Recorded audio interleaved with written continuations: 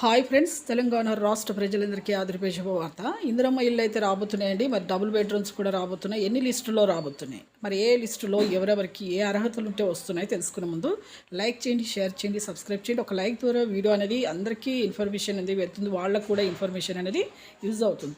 ఇక లేట్ చేయకుండా అయితే వీడియోలోకి అయితే వెళ్ళిపోదాం. ఇందిరమ్మ ఇల్లు L1, L2, L3 లిస్టులో అయితే వస్తున్నాయండి. ఫస్ట్ L1 లిస్టులో మాత్రం స్థలం ఉండి ఇల్లు లేని వారికి అర్హతలు అయితే ఉన్నాయి. వెంటనే మీరు అప్లికేషన్స్ దరఖాస్తులు అయితే చేసుకోండి.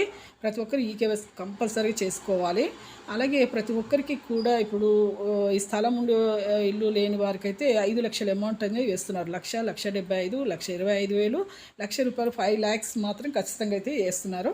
అలాగే స్థలం ఉండి సెకండ్ లిస్ట్ L2 లిస్టులో స్థలము లేక ఇల్లు లేక ఉన్న వాళ్ళకి డబుల్ బెడ్రూమ్స్ అయితే మంజూరు చేస్తున్నారండి. వెంటనే మీరు మంజూరు అయితే చేయడం జరుగుతుంది.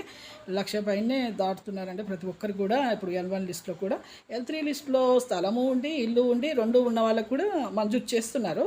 కానీ ఇందులో ఒకటి ఏంటంటే మీకు ఇన్కమ్ ట్యాక్స్ అనేది పే చేయకూడదు. పే చేస్తే మాత్రం ఖచ్చితంగా అయితే రావండి. లైక్ చేయండి. Thanks for watching.